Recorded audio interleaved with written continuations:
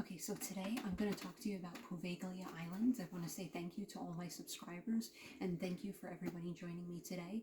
Please subscribe to my channel, Remote-Backroad-Jungles, with a dash in between each word, and my link, www.youtube.com/hiddenoasis-secret pathfinder, and hit the like button. And by the end of this video, I hope you will excuse me because right now I have a cold. So if I sound a little funny, that's why. And I'm going to tell you today about this supposed haunted island that has this horrible past and these horrible ghost sightings, etc., that people claim. And I'm going to tell you what is fact and what is fiction, what is documented, and I'm going to go through the whole thing, and then you let me know in the comments what you think.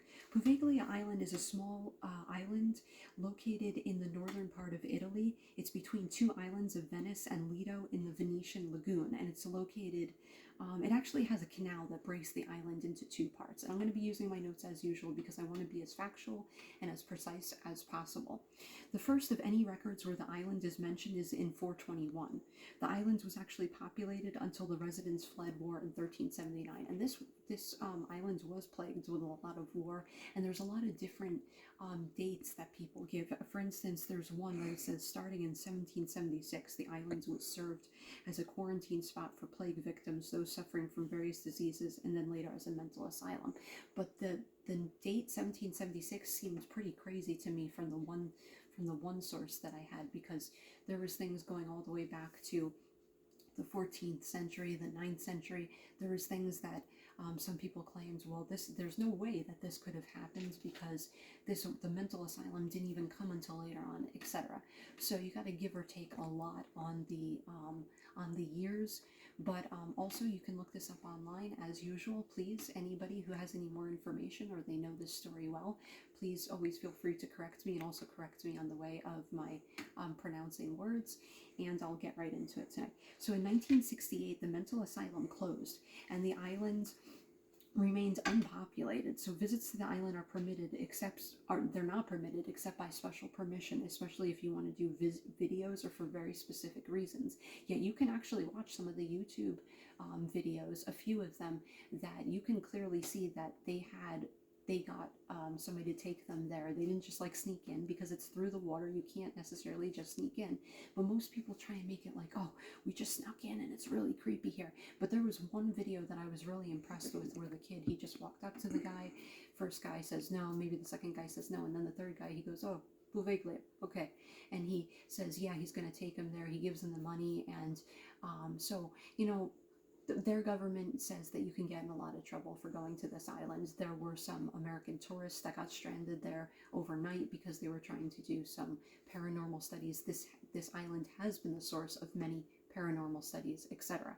But it's mostly, in my opinion, from the things I've read, it's mostly exaggerated stories, but it does have a very dark history of war and the plague, although some people will even claim that there's no historical records that actually say anybody from the plague went there. It's crazy, the documentation of back and forth of what people actually say, the official records, the stories, the legends that come from it. It's crazy, and you're going to see as we go into it how many contradictions there are. So when in 1968 the mental asylum closed and the island remained unpopulated, visits to the islands, like I said, they are allowed, but by special permission. And these other people, when you see these videos, usually that's obviously not by special permission. Because of all the people that died on this island, it is thought of as one of the most haunted places on Earth. It actually makes it, and where you read, they'll always say, oh, this is one of the most haunted places on Earth. We'll see. Many people say there's no animal life there. On some of the YouTube videos you can actually watch, you can hear the animal life, or at least insect life. But people do describe a very eerie, uncomfortable, unsettling feeling there. While just like Gettysburg and other places like that, a lot of people died there. So some people still claim to hear the bell from the old bell tower, except the old bell tower was removed years ago. And I'm going to go into that, how what the story is there and why the bell tower was removed, because there was actually a church there. It still stands today, and it was one of the only buildings that survived some of the battles that happened throughout history on that island.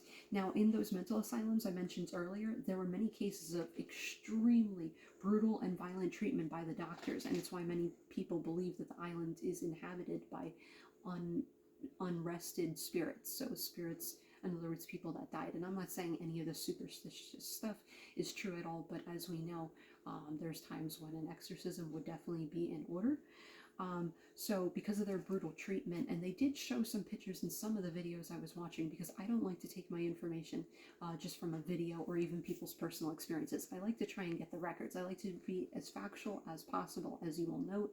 That's why I always have my notes here, so I can always look at them. There's actually a story where one of the head physicians jumps from the bell tower after claiming to hear voices from a ghost. Now, mind you, this was the physician, but they also claim that that same physician was one of the very brutal people that used to experiment with lobotomies, etc., in such a vicious way that he would not just experiment, he would torture the patients. Now, who knows what if this is true or not, but there are some stories here that seem to make sense with all the information from all the different sources about what the people themselves over there in Italy, how they feel about that island, and how many people, with exception of the thrill seekers, those people don't even want to go there. And some of the people that you want to hire to take a boat there, they go, no, they don't want to go over there. So clearly, and don't forget, Italy, it's a Catholic country. The Vatican wouldn't be far from there because Rome is right there. And yet there's something about that island that most of the people, with exception of those thrill seekers and people from America and different countries like that, they're the ones who want to go there. They're the ones who probably keep that legend alive as well.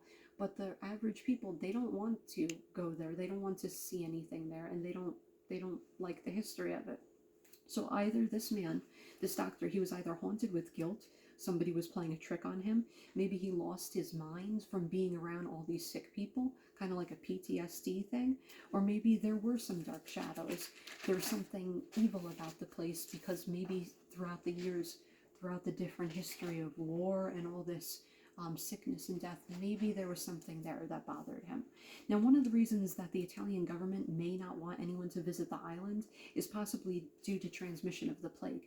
Now, a lot of people will scoff at this and laugh at it, but the fact is that in Hawaii, where they have the leper colonies, you can technically visit some of these places, but they are not exactly encouraged. I remember watching some travel videos for Hawaii and the whole thing with the leper colony, how they allow certain tours, like if you want to veer off on your own, but people don't like it there, and that you go there necessarily, probably because there are some people who are still lepers that are there that are being treated in some areas, but maybe also because of the idea that just because something has been sitting there for a long time does not necessarily mean that it's not a possibility, just like the Egyptian tombs, that something would be there. I mean, there's enough cause for caution that some people won't even go near it, not because of anything paranormal, but because they're possibly thinking of some sort of transmission of disease. So it's also possible that how many people claim to suffer from notorious supernatural experiences there, that the Italian government just doesn't want that publicity, and they don't want people falling through like any old place that says, you know, keep out. It's not always because you're necessarily trespassing because it's somebody's home and they want to keep it. It's because they just don't want to be responsible for people getting stranded out there. They need to send somebody out there, or somebody falling through a floor and getting killed, and then adding more to the reputation of that legend.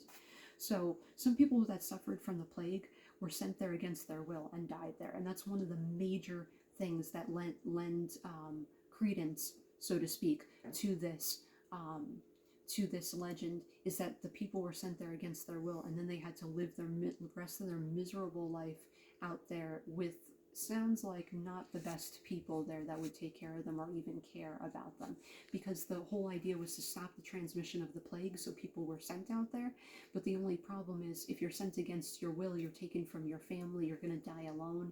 Yes, there was a church there, but who knows what was going on at that time if there's only one priest there. I mean, you're alone, dying in an epidemic. It's not a good thing. One of the other things that they claim that happens to this day is that there are stories that bones have washed up on shore many years later, time and time again. And they say that those were the victims of Poveglia, Plague Island. So this could also be a deterrent, either of things that somebody made up so that people stay away from the islands, or it's actually really true because of the great number supposedly of the plague victims that were there. Now, I've seen other videos too and read some other things that some things don't even give much information, they stay away from it, and then other people somehow find this information and they're on a video saying, no, that's not true, there weren't even that many plague victims, it doesn't make sense. Everything I've read, it seems like everybody's information is pretty sketchy. It's like everything almost sounds like surmising what they think happened. There's also a story of a psychiatrist named Giuseppe Takin that went nuts and killed a patient. Then some of the locals killed him and then displayed his head on the bell tower for years. Now, I don't know what that means for years, if they mean it's his skull, but I heard some really wild stories in between all these different sources.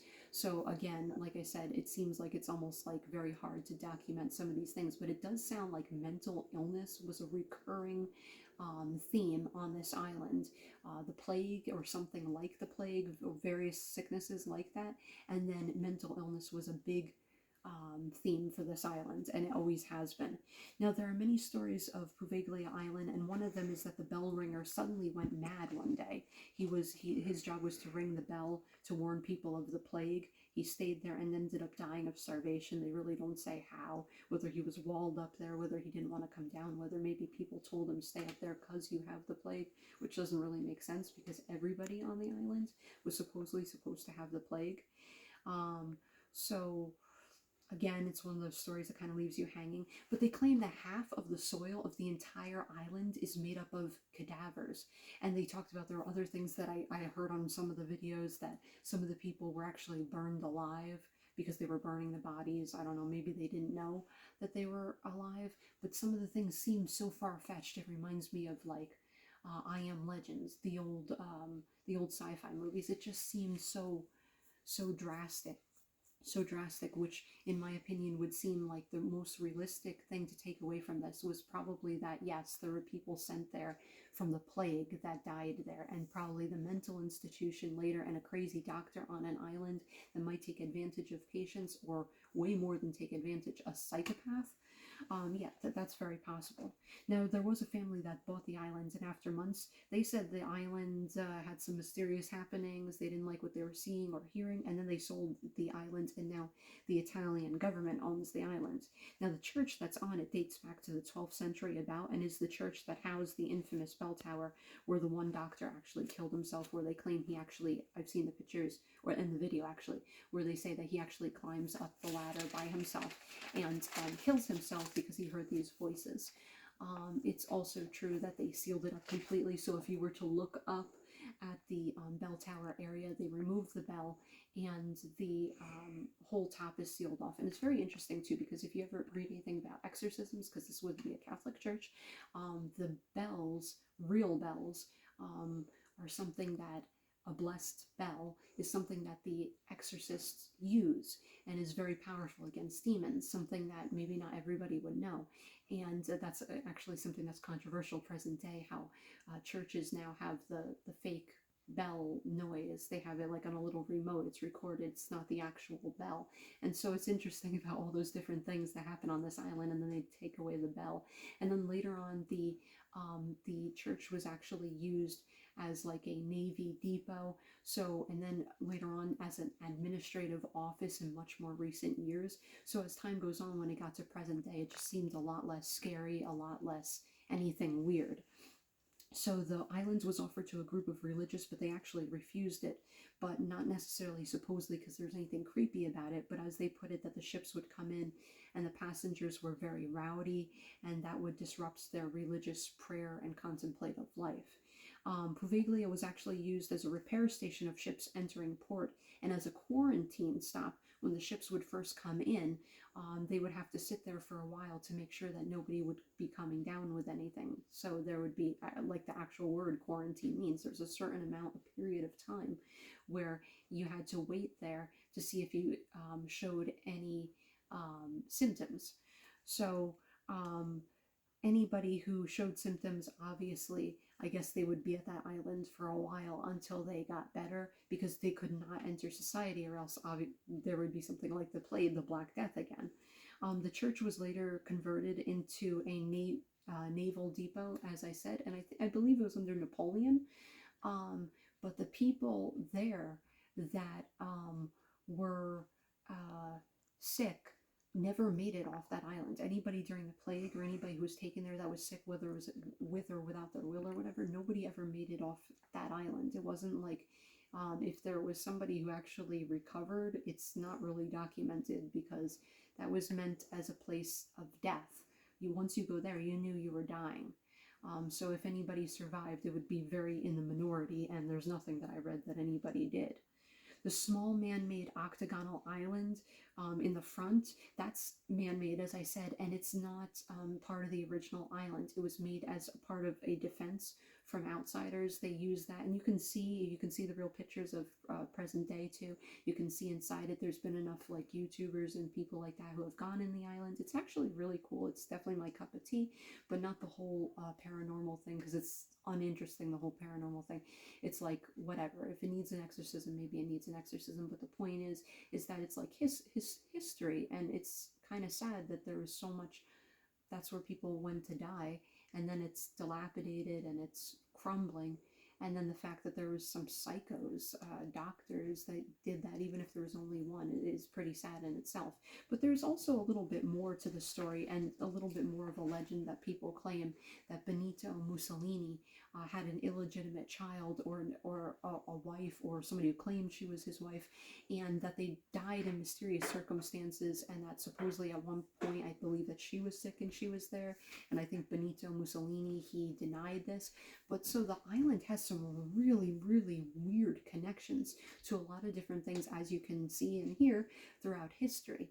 So everything, though, seems like it's very difficult to be verified. There's a lot of hearsay. There's a lot of way that the natives, so to speak, feel about the island, and there's a lot of sneaking around, because there's the thrill seekers, and for whatever reason the Italian government just doesn't want to deal with the fact that it seems like everybody who has the island, there's always something strange that happens, or they're complaining about seeing things or hearing things, or they just don't like it, it's unsettling, and they just want to get rid of it. And then maybe the fact that the religious it was offered to didn't want it, and maybe for good reason, just because, like they said, you know, the ships coming in were rowdy, the sailors or whatever, and it's just too much of a burden on the religious when they're trying to do a contemplative life, and then these sailors are coming in, etc. But maybe that, you know, definitely gets to people that, wow, even the religious don't want it. I don't know. You tell me. What do you think? What do you think the history? If anybody has any information on this, let me know. Let me know in the comments. Please subscribe to my channel, like my videos, my channel, Remote-Backroad-Jungles, with a dash in between each word, and my link, www.youtube.com/@hiddenoasis-secret-pathfinder. And please join me next time for many more interesting stories, mysterious happenings, and all my other videos. And I'll see you next time.